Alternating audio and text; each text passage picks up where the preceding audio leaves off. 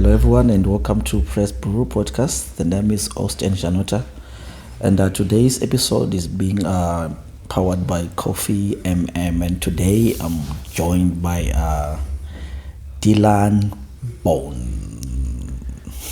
Thank you for having me, Austin. Thank you for providing me with a platform where I can share my story and my journey with epilepsy. This will actually be the first time I'm speaking about it outside of friends, family, or a doctor. So, thank you. We are really grateful having you here. And like our goal today, we don't need to focus on the medical textbook definition of people living with epilepsy, but we need to listen and understand and learn the human experience behind the diagnosis. So Dylan is here today to share their stories, the challenges, the adaptations, and their resilience in their own words. So to cut the story short, for the past 2 decades, you have been navigating life with epilepsy. So for those who may not understand, could you please describe what your journey has been, not just mentally, but personally, and what has been the biggest challenge you didn't anticipate when you were first diagnosed? Tough question.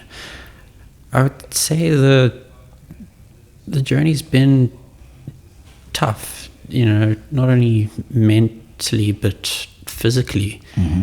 It's challenged me in ways I think very few are actually challenged. But that in itself was just the tip of the iceberg, and to answer your question, I think the thing that I didn't expect, or the biggest challenge when I was first diagnosed, was not realizing the full impact of what I had just been told, how much this wasn't just going to be a 2-3 years and I would find my way. This is going to be a lifelong journey, from breaking down myself to rising above situations that very few should hopefully never have to face.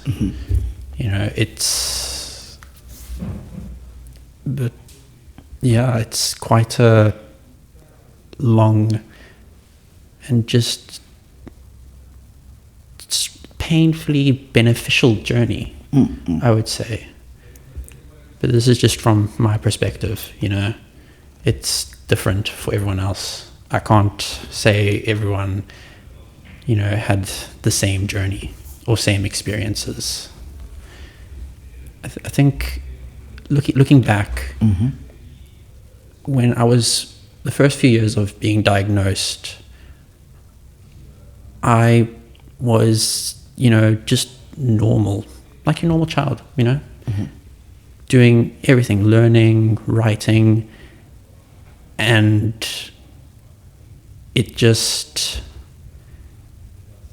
didn't affect me until I really grew up, per se. So how old were you when you first diagnosed? So I was first misdiagnosed at the age of 3. All right. With they call it pandas. I'm not entirely sure what that is, but it was later rectified at the age of 4 that I had absence epilepsy. All right. Okay. And just for clarification, absence epilepsy it's a form of epilepsy where you can't have surgery or anything to fix it or remove the portion of the affected brain. All right. It jumps around the brain, kind of like a ping pong ball on a table. Okay. So it's one of those things, So over those years, definitely you did develop some some strategies and tools to manage your life. Could you please at least like share something like a daily routine, like a piece of technology, like a mindset or a support system that has been absolutely essential for your well-being and independence? I would say the things that were crucial was finding anyone to talk to. All right. Doesn't matter whether that's your mom, your dad, your brother, or your friend. I mean, I talked to my dog when I was growing up. Is it? Yeah, you couldn't respond, but it was the talking that kind of, it brought me back to earth in a sense, and it keeps you grounded. Because I found that you kind of spiral if you don't talk about it, and just finding something to work towards.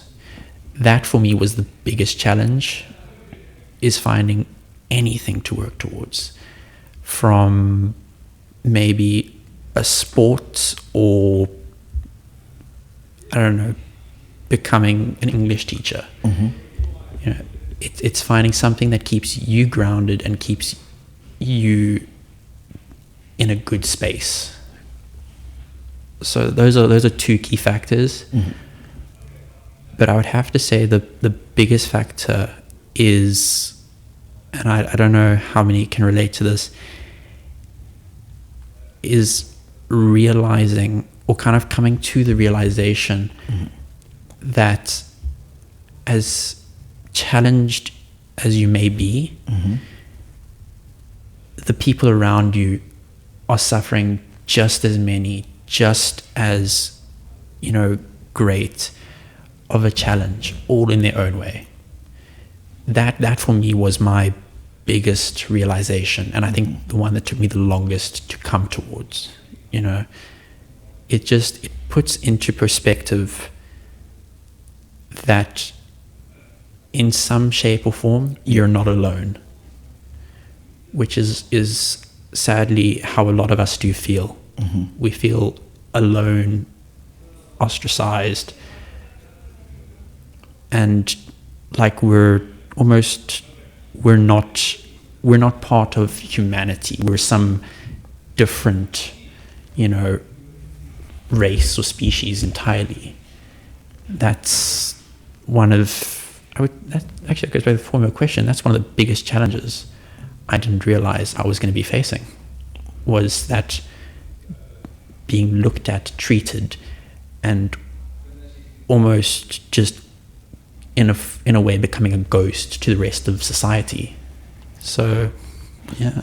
So when you came to the realization that maybe you were being treated differently, how did you work on that? How did you cope up with that feeling that people are treating you like as a different species, even if you wanted to fit in the society, but the other part of the society were viewing you as a different species?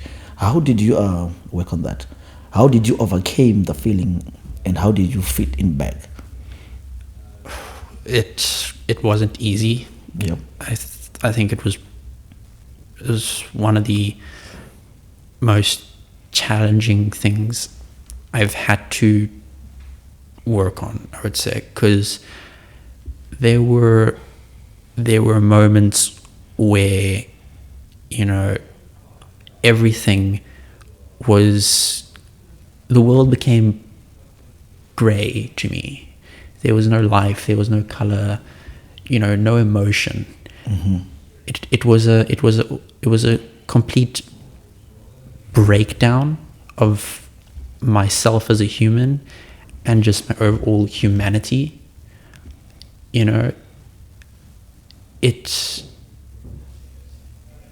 But it was at the same time that gray and darkness that highlighted the aspect that would later on lead me to kind of combating the sense of ostracization, and that was compassion.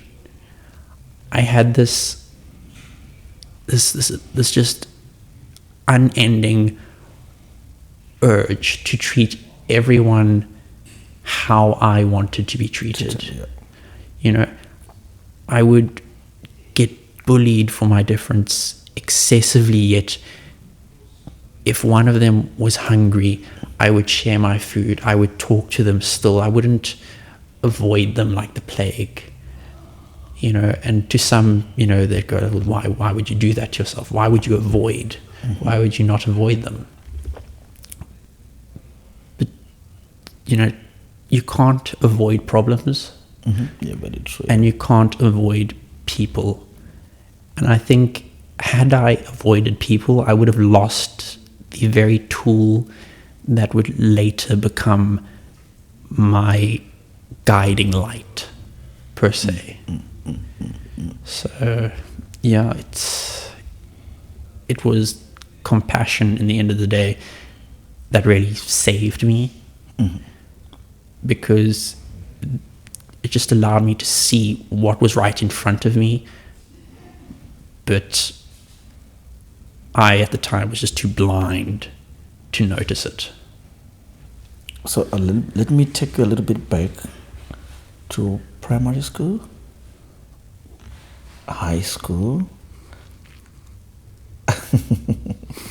How was life in primary school and life in secondary school and now? Primary school is great. Yes. I think primary school is where... How was it great? It was a time where I would say, ignorant of you know, what my diagnosis meant. So I could still relate to children my own age. You know, I could still talk to them, interact with them in a normal sense, well, what I perceived as the normal. Okay. You know, sitting down in class, you know, folding paper planes, reading books, hell, eating Play-Doh every now and then, you know. So it was a good time in my life, which I think is also part of why I've managed to get where I am today, because I had that little bit of foundation. During primary school? During primary school. And secondary school? Secondary school, it really went downhill from there for a good portion. I struggled to do tests and assignments and just talk to people. It was like I couldn't relate or converse naturally anymore. I didn't know what to say. I didn't know how to say things. And it only got worse as the fact that I was failing test after test, assignment after assignment. Simple things, a 10 word spelling assignment, I got 1 out of 10. You know, and that was really kind of heavy, because people would just come up to me and tell me, you need to work harder, you need to study harder. And that's what I did. And as I moved through the grades, you know, grade 2 came around. It got worse, because kids would invite me to these birthday parties like laser tag, and I would have to say I can't go to laser tag. You know, my epilepsy, I'm light sensitive, you know, so any flashing lights or, you know, lasers, if it hits me in the eye or anything, or even just that quick flash could set me off, you know. And it's a scary thought to yourself, to have no control of that instant. To some people it's a second, you're out. But for myself, and I know a few others, it feels a lot longer, because you're out and then you're back, and then there's no control over what's happened, what is happening, and so on. So yeah, as it went on, it got a lot more difficult to get through school because people noticed, as much as you tried to hide it, they noticed the differences in your education level, in your ability to interact.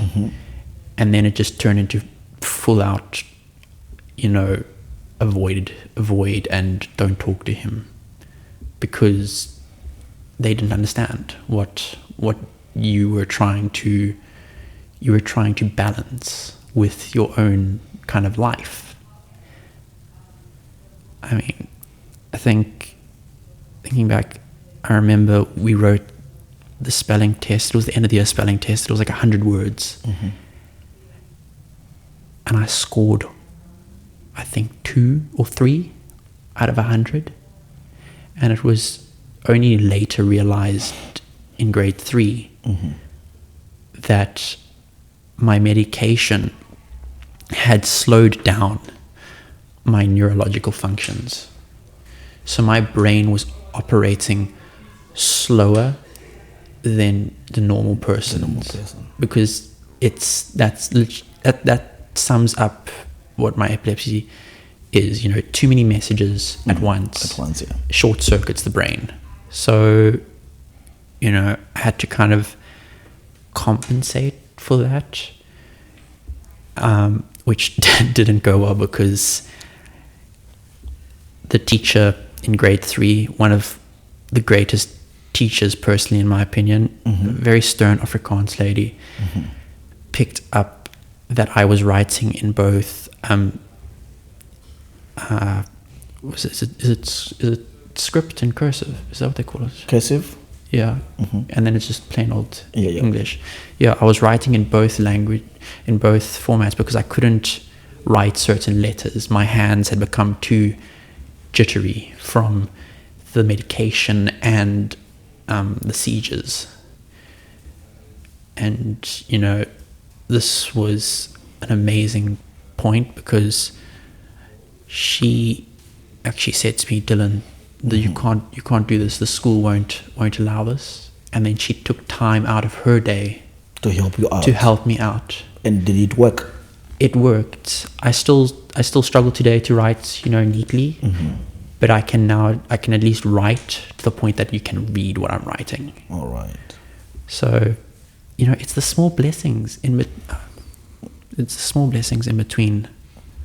the dark times that really makes a difference.